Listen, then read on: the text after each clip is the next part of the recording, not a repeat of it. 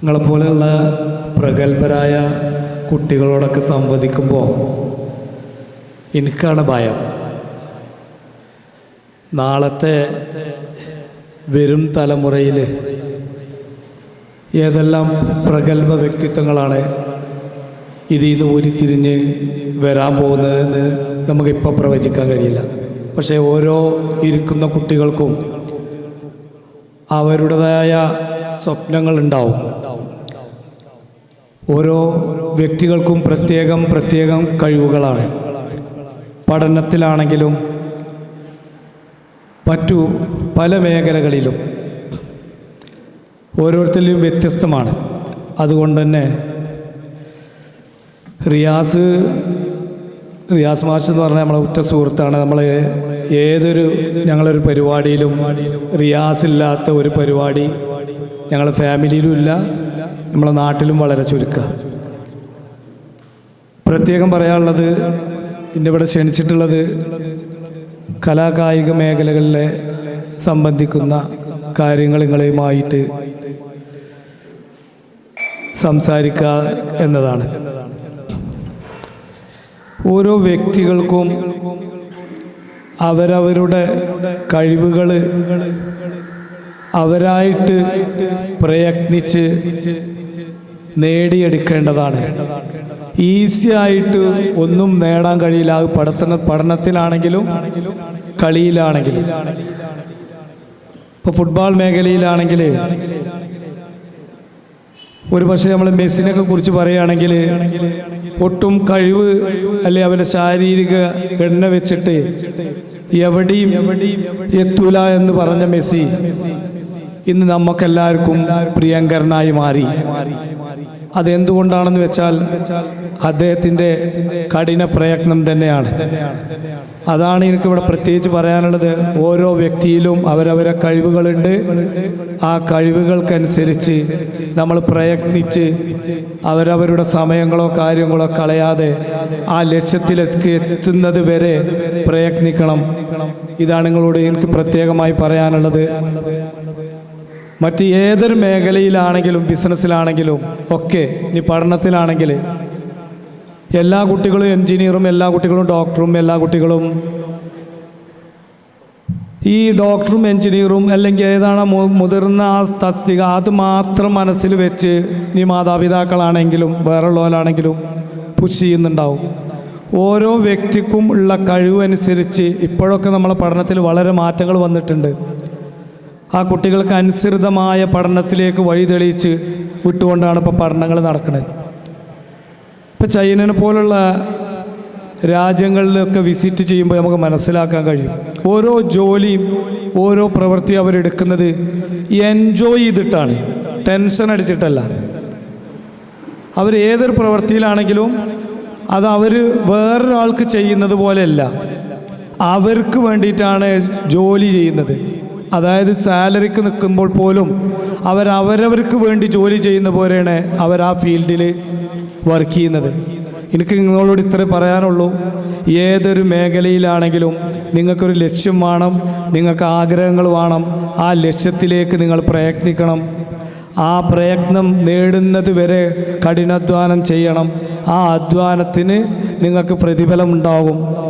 നമ്മളെ റിയാസ് ഇവിടെ വെള്ളുവനാടിൻ്റെ ചരിത്രവുമായി ബന്ധപ്പെട്ട് ഒരു പുസ്തകം പ്രകാശനം ചെയ്യുന്നുണ്ട്. അതിൽ ആ ചരിത്രത്തിൽ നമ്മളെ വെള്ളുവനാടുമായി ബന്ധപ്പെട്ട എല്ലാ കാര്യങ്ങളും പരാമർശിക്കുന്നുണ്ട്.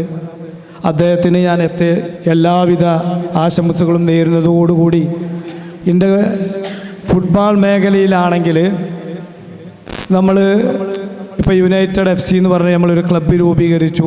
ഒരു അഖിലേന്ത്യാ ഫുട്ബോൾ ടൂർണമെൻറ്റ് നടത്തി അത് നല്ല രീതിയിൽ കളിയെല്ലാം നടത്തി വിജയിപ്പിച്ചെടുക്കാൻ കഴിഞ്ഞു. അതിൻ്റെ പിന്നിൽ ഒട്ടനവധി ആളുകളുടെ പ്രയത്നം കൊണ്ട് ഉണ്ടാവുന്നതാണ്. ആ പ്രയത്നത്തിനുള്ള പ്രതിഫലമാണ് ഇവിടെ എന്തെങ്കിലും ഇപ്പോൾ നടത്തിയ അഖിലേന്ത്യയിലുള്ള ആ സോഷ്യൽ മീഡിയയിലാണെങ്കിലും എല്ലാത്ത രീതിയിലാണ് നിങ്ങൾ എന്തെങ്കിലും കണ്ടിട്ടുണ്ടെങ്കിൽ, അപ്പോൾ നമ്മൾ കഠിനാധ്വാനം ചെയ്യുക, നമ്മളെ സമയം വേസ്റ്റ് ചെയ്യാതെ പഠനത്തിലാണെങ്കിലും കളിയിലാണെങ്കിലും ലക്ഷ്യബോധത്തോടു കൂടി പ്രവർത്തിക്കണമെന്ന് മാത്രം പറഞ്ഞുകൊണ്ട് ഞാൻ ഈ റിയാസിൻ്റെ ഈ പുസ്തക പ്രകാശനവുമായി ബന്ധപ്പെട്ടിട്ടുള്ള ആ ഒരു നല്ല കാര്യത്തിന് എല്ലാവിധ ആശംസകൾ അർപ്പിച്ചുകൊണ്ട് ഞാൻ എൻ്റെ വാക്കുകൾ നിർത്തുന്നതിൻ്റെ മുൻപായിട്ട് നിങ്ങൾക്ക് ആർക്കെങ്കിലും എന്തെങ്കിലും അറിയാനോ കാര്യങ്ങളോ ഉണ്ടെങ്കിൽ ചോദ്യങ്ങൾ ചോദിക്കുക എന്ന് മാത്രം പറയുകയാണ് ഇപ്പോൾ ഞാൻ.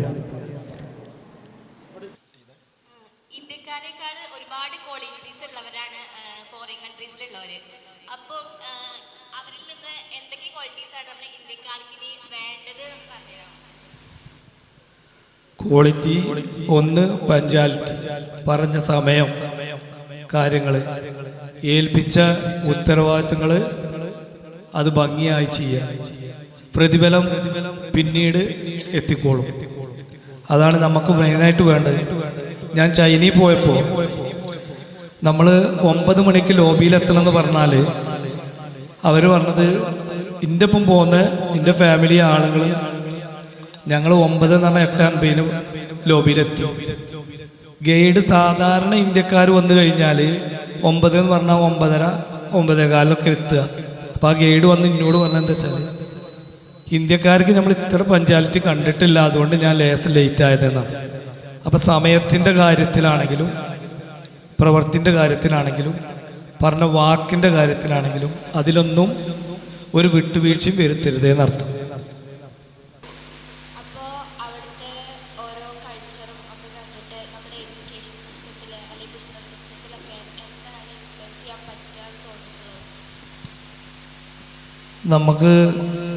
നമ്മൾ അവിടെ എല്ലാം കഴിഞ്ഞിട്ടാണ് നമ്മൾ ഇവിടെ എത്തുന്നത്. അതാണ് എനിക്ക് തോന്നിയിട്ടുള്ളത്. ഈ കൊറോണൻ്റെ മുന്നായിട്ട് നമുക്ക് കൊറോണ വരേണ്ടി വന്നു. നമുക്ക് എല്ലാ ഭാഗത്തും ഇപ്പം നിങ്ങൾക്കൊക്കെ മൊബൈൽ കിട്ടാൻ 100% മൊബൈലുകൾ കയ്യിൽ വന്ന് എനിക്ക് തോന്നുന്നത് കൊറോണ 2019, 20 കൊറോണക്ക് ശേഷമായിരിക്കും എല്ലാ വീട്ടിലും നെറ്റ് നമ്മൾ പ്ലാൻ ചെയ്തിക്കണമെന്ന് പോലും നമുക്ക് ഡൗട്ടുണ്ട്. ഇപ്പോൾ ഉദാഹരണം പറഞ്ഞാൽ 2030 കളിക്കേണ്ട Under-20 ടീമിനെ ഒരു പക്ഷേ ഇപ്പോൾ അർജന്റീനയും ബ്രസീലൊക്കെ പ്രഖ്യാപിച്ചിട്ടുണ്ടാവും. നമ്മളതിൻ്റെ കോച്ചിങ് പോലും തുടങ്ങിയിട്ടില്ല. അപ്പം അത്രയും നമ്മൾ ഒരുപക്ഷെ നമ്മൾ ബാക്കിലാണെന്ന് തന്നെ നമുക്ക് പറയാം. ഇന്ന് നമ്മളെ കാലഘട്ടത്തിനനുസരിച്ച് എന്താണോ വേണ്ടത് എന്നുള്ളത് മുൻകൂട്ടി കണ്ട് അതാണ് അവർ ചെയ്തുകൊണ്ടിരിക്കുന്നത്. നമുക്ക് ആവശ്യമുള്ളത് എന്താണെന്നല്ല നമ്മളിപ്പോഴും ചെയ്തുകൊണ്ടിരിക്കുന്നത്. ഇപ്പോഴും കുട്ടികളെ എനിക്ക് തോന്നുന്നത് ഈ 2-3 പ്രൊഫഷണലുകൾക്ക് ഇങ്ങനെ എന്തൊക്കെ ഇപ്പോൾ കമ്പ്യൂട്ടറൈസ്ഡ് സർജറി കാര്യങ്ങളും വന്നുകൊണ്ടിരിക്കുന്ന കാലഘട്ടത്തിൽ നമ്മൾ കുട്ടികൾ തന്നെ ഇപ്പോൾ അത് കയ്യേറ്റ് വരഞ്ഞ് ക്ലിയർ ചെയ്യുന്നപ്പോൾ നമ്മളൊക്കെ പഠിച്ചുകൊണ്ടിരിക്കണേ. അപ്പോൾ ടെക്നോളജിക്ക് അനുസരിച്ച് നമുക്ക് മാറാൻ ഒരുപാട് മാറ്റങ്ങൾ നമ്മളെ നാട്ടിൽ വരേണ്ടതുണ്ട്. സ്കൂൾ തലത്തിൽ എഡ്യൂക്കേഷനിലാണെങ്കിലും ബിസിനസ്സിലാണെങ്കിലും ഒക്കെ ഒരുപാട് മാറ്റങ്ങൾ നമ്മൾ കുറേ പിറകിലാന്ന് തന്നെയാണ്. നമ്മൾ ഇപ്പോൾ ഈ അനിയം 33 പറഞ്ഞ് 34, 35 ഞാനും രാജ്യങ്ങൾ പോയ സ്ഥിതിക്ക് ഓരോ സ്ഥലത്തും ചെല്ലുമ്പോൾ നമുക്ക് മനസ്സിലാക്കാൻ കഴിയുന്നത് അമേരിക്കയിലൊന്നും ഇപ്പം നമുക്ക് ഒരു പ്രത്യേക ഡെവലപ്മെൻറ്റ് ഇനി നടത്തേണ്ടതില്ല എന്നാണ്. 200 വർഷം മുൻപ് നടത്തി കഴിഞ്ഞിട്ട് ഇനി അവിടെ ഒന്നും ചെയ്യാല്ലാതെയാണ് അവർ നിൽക്കുന്നത്. അങ്ങനെ ഒരുപാട് മാറ്റങ്ങളുണ്ട്. സാറിന്റെ ജീവിതത്തിൽ സാറിന് പേഴ്സണലായിട്ട് ഉണ്ടായ എന്തെങ്കിലും മാറ്റങ്ങളുണ്ടോ? നമ്മൾ ക്വാളിറ്റി, ഓരോ ആളുകളെ റെസ്പെക്റ്റ് ചെയ്യാൻ പഠിക്കും. പ്രത്യേകിച്ച് നമ്മളൊരു ഇപ്പോൾ ഈ യൂറോപ്യൻസ് വേറെയുള്ള ആളുകൾ നമ്മൾ തമ്മിലൊന്ന് മുട്ടിക്കഴിഞ്ഞാൽ പോലും അവരെല്ലാം ചിലപ്പോൾ മുട്ടിയിട്ടുണ്ടാകുന്ന നമ്മളായിരിക്കും മുട്ടിയിട്ടുണ്ടാകും. അവർ നമ്മളോട് സോറി പറയും. അങ്ങനെ പല കാര്യങ്ങളിലും അവരിൽ നിന്ന് കുറേ പഠിക്കാനുണ്ട് നമുക്ക്. കാരണം ഞാൻ നിസ്സാരൊരു കാര്യം പറഞ്ഞു എന്നുള്ളൂ. അതേപോലെ തന്നെ നമ്മളെവിടെയെങ്കിലും ഒന്ന് കൈ കഴുകാനോ അല്ലെങ്കിൽ നമ്മൾ വേറെ ഏതെങ്കിലും ഒരു വണ്ടി പാർക്ക് ചെയ്യാനോ ചെന്നാൽ നമ്മൾ ഈ വേറെ പാർക്കിംഗ് ഇല്ലാത്ത പോലെ ആള് ആയിരിക്കും ചിലപ്പോൾ ഫസ്റ്റ് പ്രയോറിറ്റി കൊടുക്കേണ്ടതെങ്കിൽ പോലും നമ്മളവിടെ തന്നെ ഒരു വാശി പിടിച്ച് അവരെ സംബന്ധിച്ച് അവർ ഒഴിഞ്ഞു തന്ന് അത് നമുക്ക് പ്രയോറിറ്റി തന്നാണ്ട് അങ്ങനെ പല ക്വാളിറ്റികളും അവരുടെ ഭാഗത്തുനിന്ന് പല രീതിയിൽ ഞാൻ എക്സാമ്പിൾ ജസ്റ്റ് ചെറുതായി ഈ ഒന്ന് രണ്ട് കാര്യങ്ങൾ എൻ്റെ മനസ്സിൽ ഓർമ്മ വന്ന് പറയാം. അപ്പം നമ്മൾ അതൊക്കെ എന്താണ് നമ്മളെ ജീവിതത്തിൽ നമ്മൾ പ്രാബല്യത്തിൽ വരുത്താൻ നോക്കുന്നുണ്ട്, നമ്മളും മാറുന്നുണ്ട്. എനിക്ക് തോന്നുന്നു ഇവിടുന്ന് ആളുകൾ കയറി കഴിഞ്ഞാൽ തന്നെ അതാത് രാജ്യത്ത് ചെല്ലുമ്പോൾ നമ്മളെ ഇവിടെ ഉള്ള ഈ ആളുകൾക്ക് തന്നെ ഒരുപാട് മാറ്റങ്ങൾ വരുന്നുണ്ട്. ഇപ്പം സിംഗപ്പൂർ പോവുകയാണെങ്കിൽ ഒരു ബസ്സിൽ ആദ്യം ടൂറിൻ്റെ ബസ്സിൽ കയറിയ നമ്മളോട് ആദ്യം പറയുന്നത് പുറത്ത് നിങ്ങൾ തുപ്പരുതേന്നാണ്. $100 അതിൻ്റെ ഫൈന്. വേസ്റ്റ് നിങ്ങൾ നിലത്തിടരുതേന്നാണ് അതിന് ഫൈനാണ്. അതുകൊണ്ട് തന്നെ ആ രാജ്യങ്ങളൊക്കെ അതാത് രീതിയിൽ ക്ലീനായിട്ടാണ്. നമ്മൾ പരസ്പരം നടന്നു പോകുമ്പോൾ മുന്നിലും ബാക്കിലും ആളുണ്ടോന്നൊന്നുമില്ല, നമ്മൾ തുപ്പിയിട്ടും പല രീതിയിലാണ് നമ്മളെ കൾച്ചറുകൾ. ഞാൻ ഇപ്പോഴത്തെ തലമുറയ്ക്ക് ഒരുപാട് മാറിയിട്ടുണ്ട്. അപ്പോൾ അതൊക്കെ നമ്മളെ ജീവിതത്തിൽ ഒരുപാട് മാറ്റങ്ങൾ വരുത്തിയിട്ടുണ്ട്. ഓരോ രാജ്യത്ത് ചെല്ലുമ്പോഴും ഓരോ രാജ്യക്കാരും എന്തിരുന്നാലും നമ്മളിലുള്ള അത്ര നമ്മളിലും ഉണ്ട് എന്നുള്ളതല്ല, പക്ഷേ നമ്മളിനേക്കാളൊക്കെ ഏറ്റവും ബെറ്റർ തന്നെയാണ് തോന്നിയിട്ടുണ്ട്. അതനുസരിച്ച് നമ്മളും മാറാൻ നോക്കിയിട്ടുണ്ട്. സർ പറഞ്ഞല്ലോ ബിസിനസ്സിലായാലും സ്പോർട്സിലായാലും ഇന്ത്യ കുറേ ബാക്കിലാണെന്നുള്ളത്. അപ്പോൾ ഇന്ത്യക്ക് ഇതിലൊക്കെ മുന്നിലെത്തണമെങ്കിൽ എടുക്കേണ്ട ഫസ്റ്റ് ഡിസിഷൻ എന്താണെന്നാണ് സാറിന് ഫീൽ ചെയ്തിട്ടുള്ളത്? നമുക്ക് നല്ല ആഗ്രഹങ്ങൾ വേണം, ചെറിയ കാഴ്ചപ്പാട് പോരാ. നിങ്ങളിപ്പോൾ ഉദാഹരണം എടുക്കുകയാണെങ്കിൽ നമുക്ക് വാഹനങ്ങളുണ്ടല്ലോ. നമുക്കിപ്പോൾ അൾട്ടോ ചൂസ് ചെയ്യാം, BM ചൂസ് ചെയ്യാം, ബെന്റ്ലി ചൂസ് ചെയ്യാം, റോൾസ് റോയ്സ് ചൂസ് ചെയ്യാം. അപ്പം നമ്മൾ എടുക്കുന്ന കാഴ്ചപ്പാടും നമ്മളെടുക്കുന്ന എഫേർട്ടും നമ്മളെടുക്കുന്ന ആഗ്രഹങ്ങൾക്കും ആ ആഗ്രഹത്തിനനുസരിച്ച് നമ്മൾ പ്രവർത്തിച്ചാൽ നിങ്ങൾ ആ സ്ഥലത്ത് തന്നെ എത്തിച്ചേരും. അതാണ് എനിക്ക് പ്രത്യേകം പറയാനുള്ളത്. ആഗ്രഹം വലുതായിക്കോട്ടെ, ചെറുതാക്കണ്ട.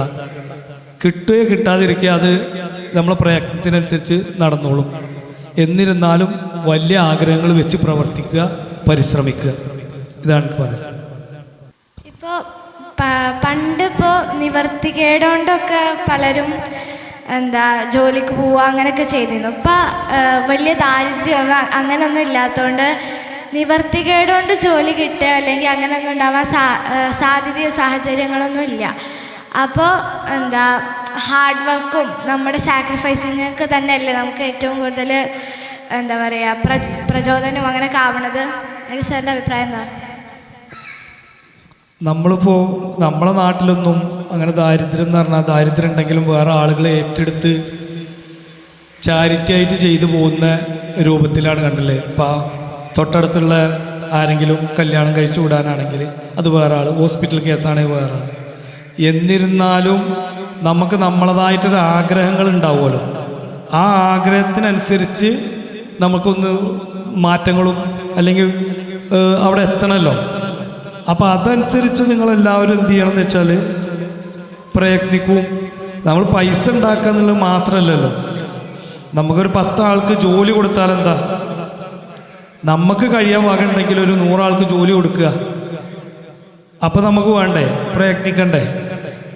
ഞങ്ങളിപ്പോൾ ഗൾഫ് പോണതിപ്പോൾ ഒരു 10,000, 1,000, 2,000 രൂപക്ക് വേണ്ടിയിട്ടല്ലല്ലോ. 1000, 1200 എംപ്ലോയീസ് ഉണ്ട്. നമുക്ക് നമ്മളെ മാത്രം കാര്യങ്ങൾ നോക്കുകയാണെങ്കിൽ അതെല്ലാം ഒഴിവാക്കി നമുക്ക് ഇവിടെ ഇങ്ങനെ. അപ്പം നമുക്ക് 1000, ഞങ്ങൾ 2030 അൻവറിൻ്റെ ആഗ്രഹപ്രകാരം 15,000 ആളുകൾക്ക് തൊഴിൽ കൊടുക്കണം എന്ന് പറഞ്ഞിട്ടാണ് നമ്മൾ നടക്കുന്നത്. അപ്പം നമ്മൾ എന്ത് ചെയ്യുക, നമുക്ക് വേണ്ടി മാത്രമല്ല എല്ലാവർക്കും ഈ സമൂഹത്തിൽ നമ്മളെ ഈ നമ്മളോടൊപ്പമുള്ള ആളുകളോട് നമുക്കൊരു ബാധ്യത ഉണ്ട്.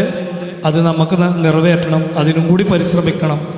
അതിന് മാത്രമായി ജോലിയും അങ്ങനെ ഒതുങ്ങിക്കൂടണ്ടെന്ന് എൻ്റെ ഒരു അഭിപ്രായം. ഹലോ സർ, ഞാൻ തിരൂർക്കാട് സ്കൂളിൽ നിന്നാണ് ഹീന. നിങ്ങൾ ഒരുപാട് ഫോറിൻ കൺട്രീസ് എക്സ്പ്ലോർ ചെയ്തിട്ടുണ്ടെന്ന് പറഞ്ഞല്ലോ. അതുപോലെ തന്നെ അവിടുന്ന് ഒരുപാട് കാര്യങ്ങൾ ഇൻസ്പയർ ആയിട്ടുണ്ടെന്ന് പറഞ്ഞു. നമ്മൾ ഈ ഇന്ത്യയിൽ നിങ്ങൾ ഈ ചിത്രശലഭത്തെ പോലെ ഇങ്ങനെ പാറയെടുക്കുകയാണല്ലോ ഓരോ കൺട്രിയിലും. നമ്മൾ ഈ ഇന്ത്യയിൽ ഏറ്റവും കൂടുതൽ ആഗ്രഹിച്ചൊരു സംഭവം ഉണ്ടാവും, ഇങ്ങനെ ഈ ഒരു സംഭവം ഇവിടെ കൊണ്ടുവന്നാൽ ഇന്ത്യ ഒന്നുകൂടി ഡെവലപ്പ് ചെയ്യുമായിരുന്നു എന്നുള്ള അങ്ങനെ ഒരു സംഭവം ഉണ്ടല്ലോ. അത് ഏറ്റവും കൂടുതൽ നിങ്ങൾക്ക് തോന്നിയത് എന്താണ്? എന്തിനെ പറ്റി പറയാനുണ്ട്? നമുക്ക് ഒന്ന് റോഡുകൾ, റെയിൽവേകൾ, യാത്രാ സൗകര്യത്തിന് നമ്മളെ നാട് ഒന്നും കൂടി സജീവമാവണം. എങ്കിൽ മാത്രമേ നമുക്ക് ഈ ഒരു കാലഘട്ടത്തിലാണ്, ഏത് കാലഘട്ടത്തിലാണ് അടിസ്ഥാന സൗകര്യത്തിൽ ഒന്നും കൂടി നമ്മളെ മാറ്റങ്ങൾ വരുത്തേണ്ടതുണ്ട്. ഇന്ന് നമുക്ക് ഇപ്പം ചൈനനെ എടുക്കുകയാണെങ്കിൽ തന്നെ 4500 കിലോമീറ്ററോളം ചൈനയിൽ പോകാൻ നമുക്കാകെ 2-3 മണിക്കൂർ വേണ്ട. മെട്രോയിലാണ് ഞാൻ പറയുന്നത്. അതിൻ്റെ പുറമെ ഈ ഭൂമിൻ്റെ അടിയിൽ കൂടി 3 ലെയറിലാണ് മെട്രോ ഓടിക്കൊണ്ടിരിക്കുന്നത്. അപ്പം ഞാൻ പറയുന്നത് എന്താ വെച്ചാൽ, ഒന്ന് നമുക്ക് എത്തിപ്പെടേണ്ട സ്ഥലങ്ങളിൽ എത്തിപ്പെടണമല്ലോ. അപ്പോൾ അടിസ്ഥാന സൗകര്യങ്ങളിൽ ഒന്നുകൂടി നല്ല മാറ്റങ്ങൾ വരുത്തി, കറണ്ടാണെങ്കിലും വെളിച്ചാണെങ്കിലും വെള്ളമാണെങ്കിലും, പിന്നെ നമ്മൾ ഈ വീട് ഹൗസിങ് കോളനികളെ കാര്യങ്ങൾ ഇതൊന്നും നമ്മൾ ഒരു പ്ലാൻ ചെയ്തിട്ടല്ല നമ്മൾ, അത് ഭൂപ്രകൃതിൻ്റെ ഭാഗമാണെന്നൊന്നും നമുക്കറിയില്ല. പക്ഷെ വേറെയുള്ള രാജ്യത്തൊക്കെ ഒരു ടൗൺഷിപ്പ് ഉണ്ടാക്കുന്നത് തന്നെ ആദ്യം റോഡും വെള്ളവും കറണ്ടുകളൊക്കെ എത്തിച്ചതിൻ്റെ ശേഷമാണ് അവിടെ ഡെവലപ്മെൻറ്റ് നടത്തുന്നത്. ഇന്ന് വീട് വെച്ചിട്ട് ചിലപ്പോൾ ചില സ്ഥലങ്ങളിൽ കറണ്ടിന് വേണ്ടി നമ്മൾ കാത്തു നിൽക്കേണ്ടി വരും, വെള്ളത്തിന് വേണ്ടി കാത്തു നിൽക്കേണ്ടി വരും. അങ്ങനെയുള്ള മാറ്റങ്ങളൊക്കെ നമ്മൾ ഒന്നും കൂടിയൊക്കെ ഒന്ന് ഉഷാറാക്കേണ്ടതുണ്ട്. പിന്നെ നമ്മൾ ചെറിയൊരു കൺട്രി അല്ല, ജനാധിപത്യ രാജ്യമാണ്. പിന്നെ രണ്ടാമത്തെ കേസുകൾ എന്ന് പറഞ്ഞാൽ പോപ്പുലേഷൻ ചെറുതല്ല. ഇങ്ങനെയൊക്കെയുള്ള മാറ്റങ്ങളുണ്ട്. എന്നിരുന്നാലും നമ്മൾ ഇന്ത്യ ഒട്ടും മോശമല്ല. നിങ്ങൾ ഈ 10, 23 അല്ല 33, 34 കൺട്രിയിൽ പോയി എന്ന് വിചാരിച്ചിട്ട് നമ്മൾ ഇന്ത്യ മോശമാണെന്നല്ല നമ്മൾ പറഞ്ഞുകൊണ്ടിരിക്കുന്നത്. അത് നിങ്ങളെ ധാരണയിൽ വരരുത്. ഓക്കെ. ഇപ്പോൾ അർജന്റീനയ്ക്ക് വേണ്ടിയിട്ട് ഏറ്റവും കൂടുതൽ ഗോൾ അടിച്ചിട്ടുള്ള മെസ്സി ഇന്ത്യക്ക് വന്നിരുന്നു. ഇപ്പോൾ മെസ്സിക്ക് ഇന്ത്യയിൽ നൽകിയ സ്വീകരണം എന്ന് പറയുന്നത് വളരെ വലുതാണ്. ഈ പ്രതിമ ഒക്കെ ഉണ്ടാക്കി അങ്ങനെ വലിയൊരു സ്വീകരണം നൽകിയിരുന്നു. ഇതേപോലെ ഇന്ത്യയിൽ ഏറ്റവും കൂടുതൽ ഗോൾ അടിച്ചിട്ടുള്ള സുനിൽ ഛേത്രി എന്ന് പറഞ്ഞിട്ടുള്ള ഒരു വ്യക്തിയുണ്ട്. ആ വ്യക്തിക്ക് വേണ്ടിയിട്ടുള്ള ആ ഒരു അംഗീകാരം ഇതൊന്നും കൊടുത്തിട്ടില്ല എന്നാണ് ഞാൻ മനസ്സിലാക്കുന്നത്. ഇതിനെ പറ്റി സാറിൻ്റെ അഭിപ്രായം എന്താണ്? കായിക മേഖലയിൽ ഈ പറഞ്ഞ പോലെ തന്നെ നമ്മളെ കായിക മേഖലയിലൊന്നും അത്ര ഇമ്പോർട്ടൻ്റ് നമ്മളെ ഗവൺമെൻറ്റോ കാര്യങ്ങളോ ചെയ്യുന്നുണ്ട് ഇല്ല തന്നെയാണ് എൻ്റെ അഭിപ്രായം. പിന്നെ കായിക വ്യക്തികൾക്ക് ജോലി കാര്യങ്ങൾ അതിലും നമ്മൾ പുറകോട്ട് തന്നെയാണ്. ഇപ്പം നമ്മൾ മങ്കട ഹൈസ്കൂളിൽ തന്നെ സ്പോർട്സുകളൊക്കെ നടത്തുമ്പോൾ ഞാൻ ഈ സ്പോർട്സിനോടൊക്കെ ഞാൻ സ്റ്റേറ്റ് പോയ ആളായതുകൊണ്ട് നമ്മൾ ഈ മതിലിൻ്റെ മുകളിൽ നിന്ന് ഞാൻ നോക്കും. മഴയാണെങ്കിലും പരിപാടി എങ്ങനെയെങ്കിലും അങ്ങോട്ട് നടത്തി ആ ദിവസം പറഞ്ഞ ദിവസത്തിൻ്റെ ഉള്ളിൽ പൂർത്തീകരിക്കുക എന്നാണ്. അപ്പോൾ അതിൽ എത്ര കണ്ട് അതിൽ യഥാർത്ഥ കുട്ടികൾ വിന്നറാകുന്നുണ്ട് എന്നുള്ളതാണ് അതിൽ നമ്മൾ മനസ്സിലാക്കേണ്ടത്. അപ്പോൾ ഒരു ചടങ്ങ് പോലെയാണ് നമ്മളിവിടെ. അപ്പോൾ ബൈച്ചിമൂട്ടിയ ഇപ്പോൾ ഈ പറഞ്ഞ പോലെ സുനിൽ ഛത്രി ഇവരൊക്കെ പോലെ തന്നെ അവർക്കൊന്നും ആ കഠിനാധ്വാനത്തിനുള്ള ആ ഒരു അംഗീകാരമോ കാര്യങ്ങളൊന്നും നമ്മളെ അതാത് മേഖലകളിൽ നിന്ന് കിട്ടിയിട്ടില്ല. അതിൻ്റെ ആ ഒരു കുറവ് ആ രംഗങ്ങളിലൊക്കെ ഉള്ള കുട്ടികളാണെങ്കിലും എന്താ ഇതുകൊണ്ടൊക്കെ കാര്യം എന്നുള്ള രീതിയിൽ തന്നെയാണ് എന്നർത്ഥം. മറ്റേത് ഫുട്ബോൾ സ്കൂളിൽ പോയിട്ടില്ലെങ്കിൽ നല്ല ഫുട്ബോളിൽ പോയിട്ടില്ലെങ്കിൽ പ്രശ്നമാണ്. അർജൻറ്റീനയിലും ബ്രസീലിലും ഒക്കെ തന്നെ ഓരോ വ്യക്തികളെയും നിങ്ങൾക്കറിയാലോ, അവരൊക്കെ എവിടെയാണെന്നുള്ളത് എന്നുള്ളത്. അവരെ കാണാൻ നമ്മളെല്ലാവരും 100 കോടി വേണം കേരളത്തിൽ മെസ്സിനെ കൊണ്ടുവരണമെങ്കിൽ മെസ്സിക്ക് മാത്രം. ആ ഒരു ടാർഗറ്റ് അച്ചീവ് ചെയ്യാൻ കഴിയാത്തതുകൊണ്ട് തന്നെയാണ് മെസ്സി ഇവിടെ വരാതെ പോയതും. ഒരു ദിവസം അംബാനിൻ്റെ വീട്ടിൽ തങ്ങിയപ്പോൾ മെസ്സിക്ക് കിട്ടിയ പാരിതോഷികം നിങ്ങൾക്ക് അറിയാവുന്നതുമാണ്. അതുകൊണ്ട് നമ്മൾ അതിലൊക്കെ കുറച്ച് ബാക്ക് തന്നെയാണെന്ന് അർത്ഥം.